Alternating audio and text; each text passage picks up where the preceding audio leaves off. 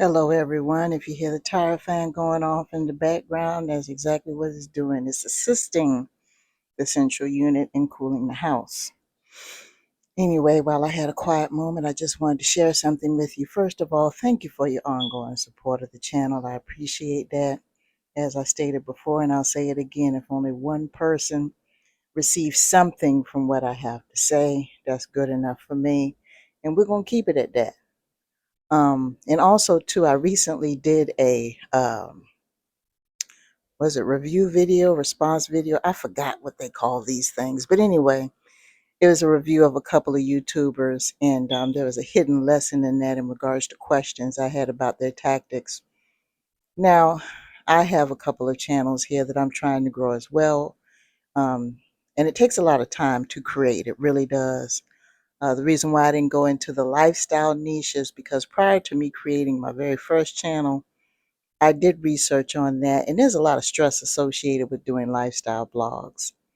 And even though it's quick to get a lot of attention from people and everything, sometimes you will find yourself as a creator becoming addicted to carrying a camera around. And little do you know that level of selfishness, the people around you may not want to be associated with that.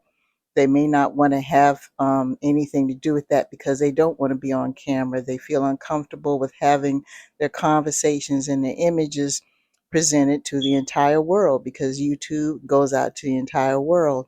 And sometimes the content creator will get a little beside themselves and assume that the person is jealous of them and, oh, well, they can't stand me. They're hating on me because, they don't want me bringing the camera in. That's not it. A lot of people do not like that. Some people don't like it because of their personality.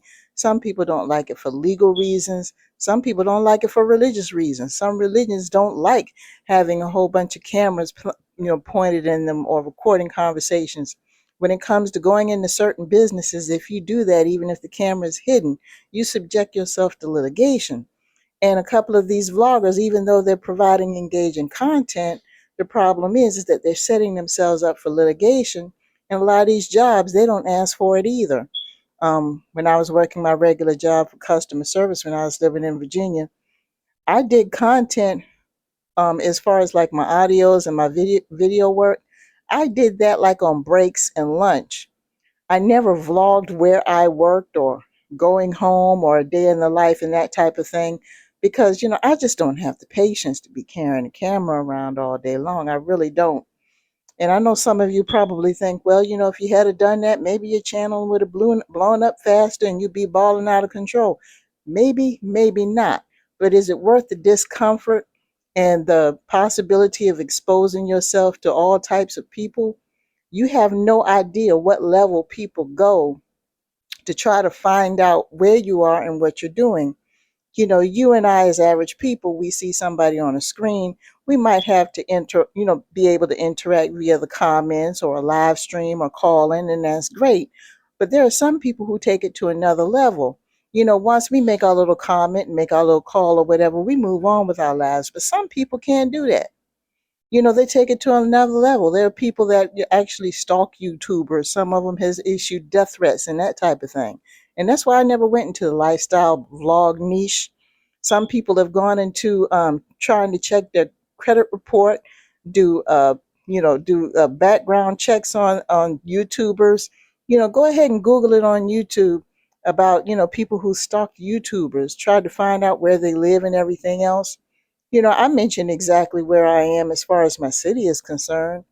But I mean, my goodness, if somebody showed up on my step and I was a super YouTuber and I had somebody show up on my step and they actually located me because they were that overwhelmed or that obsessed with my presence, I would be terrified. I really would. And usually, people who have those problems, those are usually the ones who are the daily vloggers, the lifestyle people. I'm sure some other niches, they do have a few stalkers, but not as many as the one in the lifestyle niche. So, the closest that I'll do for you guys, I'll do the occasional live stream and give you a few updates. But as far as trying to carry around from a camera from sunrise to sunset, I can't see myself doing it because I just don't have the tolerance for it. And If you notice on my channel, I don't film a whole lot of other parties, including my family. And the reason why is because I heard a phrase back in the day, I don't know who said it, people act funny when it comes to loving money. Now, I don't know if that was in a song or in a movie or if somebody famous said it. Put it in the comments if you know where that phrase came from. But that's the truth. When it comes to romantic relationships and money, new relationships and new money, and this person actually is enthralled with the situation, you'd be surprised how they act. And it could be your family members, it could be someone you know for a long time, old classmate, whatever the case may be. They'll turn different on you. There are certain things my family members don't know about my business behind the YouTube channels. I don't, I mentioned it once before. And if I mention it one time and you don't have any comment and don't want to offer any support, I'm not going to remind you. I'm just going to keep right on moving and just move in silence like I'm supposed to. And 9 times out of 10, those people are the ones that find out after everybody else does. So I don't make a big deal of trying to expose everything about me because I don't want anybody digging around in my past.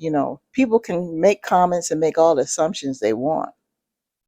And by the way, I think I mentioned this before in a previous audio that a lot of those truth finder sites and things like that, that information is old in a lot of cases. A lot of the phone numbers are outdated by at least 6 months to a year. City location, address locations. If you're trying to look up somebody, and a lot of you are paying every single month to try to get information, and that information is dated, and the company knows that, they just want to take your money. Some of you are paying $19.99, $29.99, $39.99 a month. Try to find out everything you need to know about this person, and they have current information listed for that person, their whereabouts, criminal record, and everything else, and come to find out that stuff could be at least a year, 2 years, 3 years, several years old, because they're basing their information on what's publicly available. And some stuff isn't publicly available because it hasn't been submitted to be made publicly available. So there's a lot of variables to consider. And I have to understand that this is a worldwide platform. YouTube is a worldwide platform. And when you place your business out in the world for them to observe and see, they're going to keep track of what you're doing from day to day. So the trade-off is, yeah, you'll get a whole bunch of tons of likes and views and comments and engagement, and you'll get that check every month. But the thing is that you have to sell a piece of your life in order to get it, to the scrutiny of the people who are watching you. And sometimes that's not a good thing. So it's not for everybody. And I decided early that it's not for me. And there are other niches that pay well as well. So I just kind of stick to what I know. But I had to do a review of these two people because they kept popping up on my feed all the time. And if anybody keeps popping up on my recommended videos all the time, of course, eventually you're going to want to watch them because you're trying to figure out what's the big deal about these people. And I'm the type of person, I like to look into the history behind somebody's situation. I don't take that one thing as face value. And once I see some discrepancies, I'm going to ask questions like the average person would. And I'll probably ask more questions. But I say this to say this. Don't believe that everything on the screen is the entire story that you see, whether it's on YouTube or any other social media platform or on mainstream media. Don't assume that's the whole story when you look at the screen and decide in your mind that you're going to handle it a certain way, because in the end, you're the only one that's going to be suffering, not the person behind the screen. There's a lot of cases that they do suffer, but it takes a while. It really does. So just use a little deductive reasoning. A lot of these people, they do their own editing. Us as creators, we do our own editing in a lot of cases. There are some creators out there that claim that they don't do any editing, and they're lying. They want to try to make you think that they're just so brilliant and smart that they come up with all this stuff at the very last minute. Some of them do, but not in every single video. There is some editing that is involved with a lot of creators. So, just be very careful. There is a whole business and a whole process behind YouTube video creation, and whoever's in front of the screen doing the lifestyle vlogs and things, there is a format and a process that they've come up with to make it work for them. So with that being said, I hope that clarifies some things for some of you viewers so you can kind of approach these things a little bit differently, because having a little bit too much passion and taking things personally behind somebody on a screen, that's a little bit much.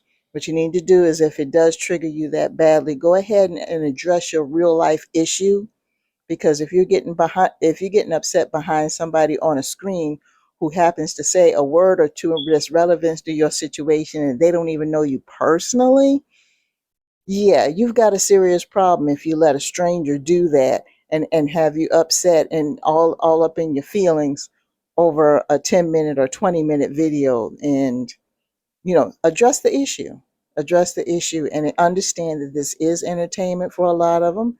A lot of them is entertaining and informative. Some people provide information, but you got to use your own judgment. I thank you for your support, and I'm going to go ahead and let you guys go. Peace.